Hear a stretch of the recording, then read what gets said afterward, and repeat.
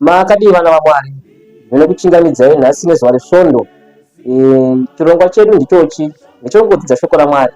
Hatina zvimwe zvatingaiteba, takangotarisana nekudzidza shoko ramwari. Takamirira tenzi wedu Ishe Jesu Kristu kuti tivachingamidze mumakore takaenda kumusha. Tinozviziva hama dzinodiwa kuti Satani une masimba, asi Mwari wedu ndiwa masimba ose. Satani ane zvaanogona kuita, asi Mwari wedu ndi Mwari ane masimba mazhinji. He is by far more powerful than the devil himself. Saka kana tiri mumaoko maMwari takachengeteka. Nhasi ndauya nechidzidzo chakamira chakadai. Ndine zvinhu 7 zvandauya nazvo zvandati ndikunyeureiwo sevamwe vangu, zvinhu zvisingagonekwe kuitwa nemuvengi Diablos Satani. Chekutanga, Satani haakwanise kuridha zviri mupfungwa dzedu. Zvatiri kufunga Satani haakwanise kuzviziva, haakwanise kupinda mukati mepfungwa dzedu achiona kuti tiri kufungei, tiri kurongei.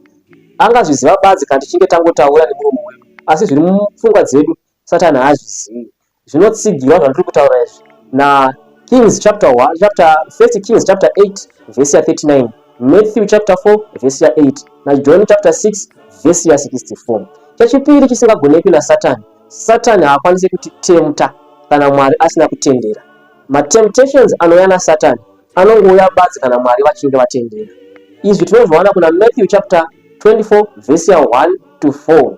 Chechipiri, Satani haakwanise kutifosa kuti tiite zvivi tinoita toga. Satani haakwanise kutifosa. Tinozviona kuna James chapter 4 verse ya 7, Matthew chapter 6 verse ya 24 na Ephesians chapter 2 verse ya 2 na John wekutanga chapter 5 verse ya 19. Inotsigirana nezvandiri kutaura kuti Satani haafosi munhu kuita chivi. Chechiforo, Satani haakwanise kuisa marwadzo mukati memunhu Mwari asina kutendera. Mwari vanototendera kuti Satani akurwadzise kuti urwadziwe. Kana Mwari vasina kutendera, Satani haana simba iroro. Tinozviona kuna Job 1 verse ya 12, Luke 3 verse ya 16, John wekutanga chapter 5 verse ya 18. Chechi5, kune vaya vatinoziva kuti uyu munhu ari wiki, haana chaanokwanisa kuita, maoko ake akarenda, haana kana tumhasuro paari. But munhu akadaro, as long as achivimba muna Jesu Kristu, Satani haana simba, anotokurirwa nemunhu akadaro as long as munhu achivimba naJesu Kristu. Saka chechi5 ndechekuti Satani haana simba kune the weakest person, watingati the weakest person, as long as munhu iyeye ari mumaoko aMwari. Izvi tinozviona kuna John chapter 10 verse ya 28 na 29. Chimwe zvekare, Satani haana simba rekumutsa vakafa kuti vaite vapenyu. Simba iroro Satani haana, rinongorina musiki wedu badzi, ndiye anokwanisa kumutsa vakafa kuti vaite vapenyu. Tinozviona kuna Colossians chapter 1 verse ya 16 na 17.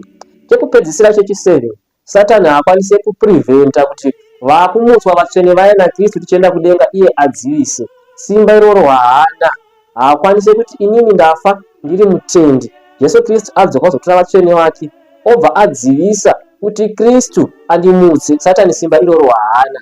Izvi tinozviona kuna vaTesalonika nekutanga chapter number 4. Ndinovimba hama dzangu tadzidza zvisingakwanisike nani na Satani. Mwari vakuitire zvakanaka. Shongwe yese yatapinda iri ngatipinde tichiziva kuti Satani haakwanise kuridha mamaindi edu. Satani haakwanise kutirwisa kana Mwari asina kupa permission. Satani haamanikidzi munhu kuita chivi. Satani haakwanise kumutsa vakafa. Satani haakwanise kupreventa kumuswa kwevatsvene. Saka ndinovimba zvatibatsira, ngatisangane zvekare mangwana nechimwe chikamu chekudzidza. Mwari vakuitire zvakanaka.